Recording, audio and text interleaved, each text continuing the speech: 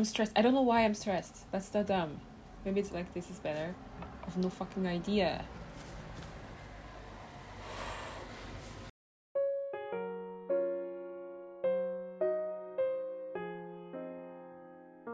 Bonjour YouTube. Ça fait très longtemps que je voulais faire cette vidéo. Cependant, je la trouvais pas assez bien. Très récemment, une amie s'est glissée dans mes DM et m'a tout simplement dit c'est ta chaîne YouTube. Même si ça paraît obvious, ça fait du bien de se rappeler que c'est ma chaîne YouTube. Donc je peux mettre tout ce que je veux dessus. Nous allons parler de K-drama today because I am addicted.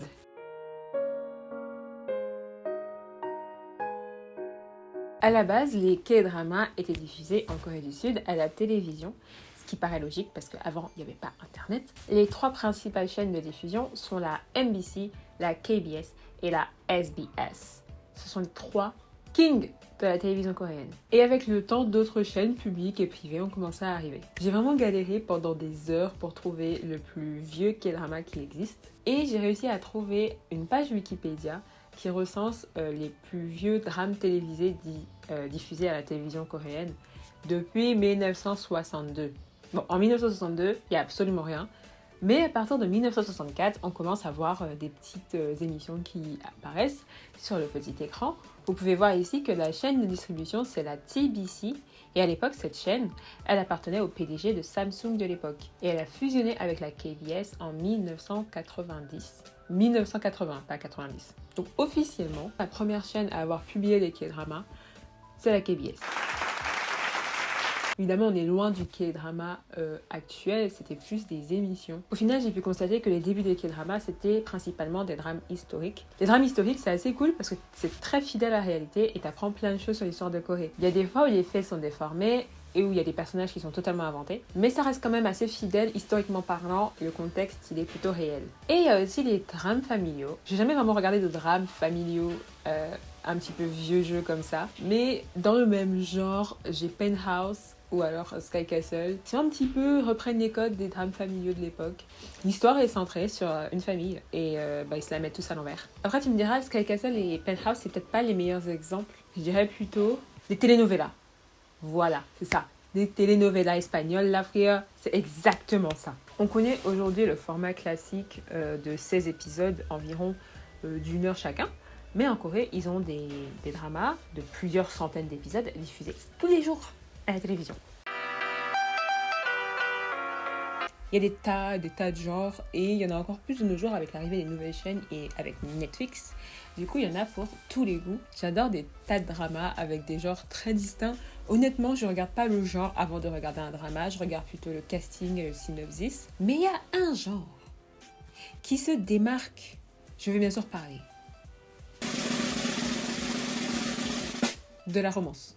Évidemment, on connaît tous des clichés sur les dramas romantiques. Moi, j'ai un petit top 10. Je vous le mets là, comme ça, vous allez voir. Cliché numéro 1. Il n'y a que moi qui défends ce cliché, mais c'est toujours à l'épisode 11 ou 12 que les main leads se mettent en couple. Cliché numéro 2. Les personnages n'ont pas de sexualité. Vraiment pas. Genre ça, c'est vers la fin que tu as le droit d'avoir un tout petit truc. Et ce petit truc, c'est le petit bisou de la fin. Sinon, il n'y a pas. Cliché numéro 3. Le destin. Il y a toujours une histoire de destinée entre les personnages dans les dramas romantiques. Cliché numéro 4, la female lead ne finira pas avec un rôle secondaire, sauf très rares exceptions. Cliché numéro 5, la female lead est pauvre et le male lead est riche. Cliché numéro 6, ils ont tous le dernier Samsung sorti, même s'ils sont censés être pauvres. Et d'ailleurs, ça va avec, ils sont tous habillés avec des fringues méga chères. Cliché numéro 7, la caméra sur l'épaule. Je déteste. Le vrai cliché numéro 7. Bon, le précédent point n'était pas un cliché sur les romans, j'avais juste envie de le dire parce que ça m'énerve. Voici le vrai cliché. Le male lead est littéralement un prince charmant, comme dans les Disney. À chaque fois que sa damsel est en détresse, il court pour la sauver. Ou alors, il est toujours au bon endroit, au bon moment. Cliché numéro 8. Tout le monde est beau. Cliché numéro 9. Je sais pas si c'est moi, mais j'ai l'impression qu'à chaque fois que les personnages finissent par se mettre en couple, la female lead change radicalement de comportement. Elle devient débile. Même si à la base c'était une figure un petit peu forte et tout, elle devient débile. Et enfin, le cliché numéro 10, le happy ending, ou dans le pire des cas, le mariage. Vous l'avez compris, j'ai regardé énormément de dramas romantiques. Et je me félicite de ne pas être tombée dans les BL. Parce que je peux vous dire que la Fujoshi qui est en moi est en train de dormir et que ce n'est pas une bonne idée de la réveiller. On va la laisser tranquille. Parler de romance, c'est parler de la majorité des K-dramas qui existent. Il y a toujours un petit peu de romance par-ci par-là. Même dans All of Us Are Dead, par exemple. Est-ce que j'ai réussi à prononcer correctement? Je ne pense pas. All of Us are dead. All of us are dead. Même dans All of Us Are Dead, ils ont mis de la romance alors que c'est classé horreur. Tu me diras, il n'y a aucun des clichés que j'ai énoncés plus tôt. Mais à la base, dans le webtoon classique, il n'y a absolument pas de romance. Du coup, c'est un petit peu... Ils en ont mis pour en mettre, quoi. Pour rendre les choses un petit peu plus intéressantes, peut-être. En matière générale, il y a des clichés qu'on retrouve de moins en moins dans les séries. Et ça fait plaisir. Le dernier drama romantique que j'ai regardé, c'était Our Beloved Summer. Et il y a pratiquement tous les clichés dedans. Sauf peut-être le 2e et le 7e. Donc bon, il serait temps d'arrêter. Mais au final, je me rapproche de vous avec mon grand front là. Au final, est-ce que c'est pas ça qu'on aime? Les clichés qui font que les dramas ont des codes si particuliers. Ces codes qui nous rappellent qu'une femme ne peut pas gagner plus d'argent qu'un homme. Attends, non. C'est pas ça, attendez, non. Une femme a besoin d'un homme pour s'en sortir financièrement. Mais non, attendez. C'est pas ça, on va y arriver. Je reprends, une femme peut sortir avec un homme riche, même si elle est pauvre. Plus sérieusement, j'insiste beaucoup sur ce point, mais parce que ça m'énerve en fait. Les personnages, ils peuvent pas être sur un pied d'égalité. C'est trop vous demander. Le truc qu'on aime dans les dramas romantiques, sans trop l'avouer, c'est quand même le premier baiser. Il y a 450 différents points de vue, il y a une musique dramatique derrière, et il y a un ralenti, des lumières qui s'allument, un truc de ouf, voilà. Il y a des trucs de ouf, parce que c'est the first kiss. Et en plus de ça, vu qu'en général, c'est très tard dans la série, tu te dis, enfin, j'ai attendu 11 épisodes, enfin. Et en vrai de vrai, quand je vois les relations dans les dramas, je me demande, est-ce que c'est vraiment aussi compliqué que ça dans la vraie vie? Il y a toujours un truc, un mauvais timing, un quiproquo, une tierce personne qui vient foutre son nez là où il faut pas, et un problème de communication. Pourquoi vous ne discutez pas? Pourquoi on reste sur des non-dits? J'ai dit tout à l'heure que tout le monde était beau, et c'est vrai, vous ne pouvez pas le nier. C'est à cause de ça que pas mal de personnes, dont moi, ont revu leur standard à la hausse. Bon, on m'a dit, tu sais, tu es en Corée, ce sera pas comme dans les dramas, les gens ils sont pas beaux, là tout est pas beau. Mais moi je m'en fiche. Moi je veux y croire. Pour l'instant, j'ai pas encore été en Corée, je veux continuer à croire que tout ce qui se passe dans les dramas c'est vrai. J'aurai le temps de prendre une claque quand je serai là-bas, d'accord? Let me be. Le prochain point va peut-être vous paraître évident. Vous allez vous dire que c'est normal. Parce que sinon, on peut pas faire une série, hein. Mais les personnages de K-drama ne sont pas des personnages qui sont banals. Sinon, on se ferait quand même bien chier. Imagine ta vie, c'est une série. Mais on se fait chier. Je suis en train de dire que vous êtes banal. No offense, hein. Mais un petit peu quand même. Ce que je veux dire quand je dis qu'ils sont pas banals, c'est qu'ils ont un passé, un background plutôt parfois lourd. Et ça va justifier certaines de leurs actions et de leurs réactions avec les autres personnages. Par exemple, un personnage qui a été abandonné par sa mère quand il était enfant, je dis une connerie, hein, il va développer une peur de l'abandon et il ne va pas vouloir trop se rapprocher des gens, notamment de la female lead, parce qu'il aura peur d'être abandonné par la suite. Et tout l'enjeu pour lui, ça va être de vaincre cette peur et d'accepter l'amour. Pour moi, dans les K-dramas, en fait, quand on a 16 épisodes d'1 heure, on a le temps de construire un vrai background aux personnages et à les développer au maximum et de voir leur développement au fil du drama. Autant parfois c'est plausible, parfois ça l'est pas.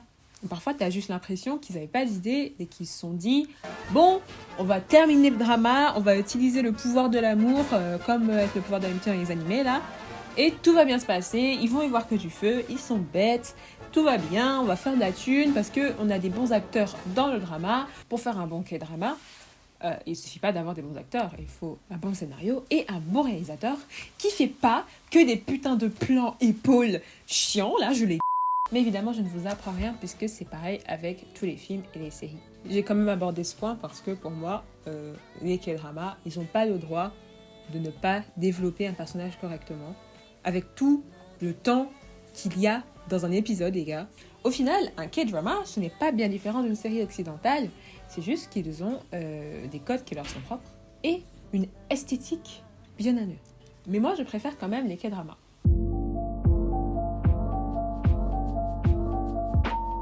J'ai regardé des séries occidentales, mais je peux vous dire que je n'ai pas regardé autant de séries occidentales récemment que de séries coréennes. Et j'en ai montré beaucoup. Un K-drama classique de 16 à 20 épisodes, il y a une saison. Sauf si le K-drama a extrêmement bien fonctionné. J'ai 5 exemples en tête où il y a une saison 2. Il y a Hello My 20s, My First Love, Love Alarm. Et il y en a 2 qui ne sont pas encore sortis. C'est Vagabond 2 et, of course, All of Us Are Dead qui arrive bientôt, normalement. On espère, ce serait cool en vrai. Même si je ne sais pas ce qu'ils vont raconter. J'ai vraiment beaucoup de mal avec les séries à plusieurs saisons, genre à plus de 3 saisons là. C'est ma limite les gars, 3 saisons. Je ne peux pas aller au-delà. Là, il y a la 3e saison de The Witcher qui doit sortir. S'il y a une 4e après, c'est mort. Tu me diras, les épisodes sont moins longs. Donc en vrai, ils ont besoin de plus de temps. Mais bon, ça me dérangerait pas que les épisodes soient plus longs et que du coup, il y ait moins de saisons. Parce que je trouve que quand on passe trop de saisons avec les mêmes personnages tout le temps, bah, au fur et à mesure, on commence un petit peu à s'ennuyer d'eux et on est là, on fait... c'est un peu comme The Walking Dead. Moi, je me suis ennuyée dès la saison 7. J'ai arrêté parce que j'en pouvais plus en fait. Je voyais tout le temps les mêmes persos, c'était les mêmes enjeux, c'était des zombies contre des humains, puis après des humains contre des humains. Et je sais que dans les nouvelles saisons, il y a des personnages qui sont plus là et qu'il y a d'autres personnages qui ont commencé à arriver. Mais ça m'intéresse pas. Ensuite, selon moi, le niveau des acteurs en Corée du Sud est supérieur. Genre, vraiment, c'est topissime. Je suis pas en train de dire que les acteurs occidentaux sont mauvais. Au contraire, hein, il y en a qui sont excellents. Mais je trouve que la plus grande majorité des acteurs coréens sont très très bons. Ça n'a pas grand chose à voir, mais une des raisons pour laquelle je préfère les séries coréennes, voire asiatiques du coup, aux séries occidentales, c'est parce que j'adore la langue coréenne. Voilà, j'adore la langue coréenne, j'adore la langue japonaise aussi. Ce sont des langues qui glissent dans mes oreilles, comme ça. Je vais revenir un petit peu sur les genres. Moi, mes genres préférés, ce sont les thrillers, les drames psychologiques, des trucs un petit peu sombres, policiers, tout ça. La raison, c'est parce que c'est méga intéressant de voir la réflexion de la société coréenne dans les séries. Je dirais pas que les séries un peu sombres comme ça sont réalistes, parce que j'en sais rien. C'est assez révélateur de certains faits qui se passent en Corée du Sud et qu'on verra jamais dans une série romantique toute gentille, toute mignonne, où tout le monde est cool et le truc le plus méchant que quelqu'un ait fait, c'est, je sais pas, c'est donner une baffe, quoi. J'ai regardé récemment Juvenile Justice et c'était dur à certains moments. C'était stressant. Je vais pas vous spoiler, mais il y a une scène qui m'a particulièrement terrorisée dans ce drama. J'ai l'impression que dans les séries occidentales, on a trop l'habitude de voir les mauvais côtés de la vie en fait, et que du coup ça choque plus, alors que dans les séries coréennes, bah, c'est un petit peu nouveau et du coup moi ça me choque un peu plus, vous voyez.